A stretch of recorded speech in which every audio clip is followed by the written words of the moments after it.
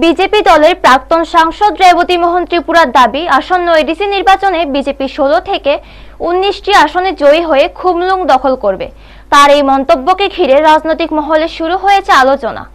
নির্বাচনী আবহে সরগরম পাহাড়ি রাজনীতি। আসন্ন এডিসি নির্বাচনকে সামনে রেখে 22 কাঠালিয়া রাজাপুর মির্জা কেন্দ্রের বিজেপি প্রার্থী পদ্মলোচন ত্রিপুরার সমর্থনে রাজাপুর বাজারে এক নির্বাচনী সভার আয়োজন করা হয়। সবাই দলীয় কর্মী সমর্থকদের উপস্থিতি ছিল চোখে পড়ার মতো। উক্ত সভায় উপস্থিত ছিলেন প্রাক্তন সাংসদ রেবতী মোহন ত্রিপুরা, বিধায়ক প্রমোদ রিয়াং, মণ্ডল সভাপতি দেবাশিস ভৌমিক, বিজেপি প্রার্থী পদ্মলোচন ত্রিপুরা, জনজাতি মোর্চার মিডিয়া ইনচার্জ রবীন্দ্র রিয়াং, বকাফা পঞ্চায়েত সমিতির চেয়ারম্যান কৃষ্ণা রিয়াং, সংখ্যালঘু নেতা জাগির মিয়া সহ অন্যান্য নেতৃত্ব ও কর্মীরা। সবাই বক্তব্য রাখতে গিয়ে রেবতী মোহন ত্রিপুরা মহারাজা প্রদ্যুৎ কিশোর দেববর্মন এবং তিপ্রামথা পরিচালিত এডিসি প্রশাসনের তীব্র সমালোচনা করেন। তিনি বলেন, উন্নয়ন ও স্থিতিশীল প্রশাসনের স্বার্থে মানুষ এখন পরিবর্তনের পথে হাঁটছে।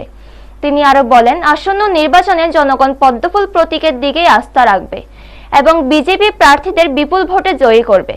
সভা শেষে কর্মী সমর্থকদের মধ্যে ব্যাপক উৎসাহ ও উদ্দীপনা লক্ষ্য করা যায়। ব্যুরো রিপোর্ট, নিউজ তৎকাল 24। রাতের বেলায় ফ্লেশ মেরে টস মেরে ওই মানুষকে দেখায়, দেখো কত মানুষ ওই দেবী মুশিকের জন্য। আসলে সব বন্ধুরা উনি তো দুটা দিয়ে চলে ছাড়বেন, মানুষকে বিভ্রান্ত করার চেষ্টা করেন যে ত্রিপুরা মাথায় আমার ক্ষমতায় আছে, হিসাব দেন 24টা পাবেন 25টা পাবেন। আমি আপনাদের আজকে বলছি সাংবাদিকদের সামনে, বিজেপি আমি কম বলছি 16 থেকে 19-এর মধ্যে একটা সংখ্যা থাকবে। আমরা ক্ষমতায় আসছি, দেখা যাক জুমিয়া পুত্রের কথা কথা বেশি বাস্তব না রাজপুত্রের কথা। উনি তো রাজপুত্র নিজেকে বলেন না, আমি তো জুমিয়া পরিবার থেকে, আমি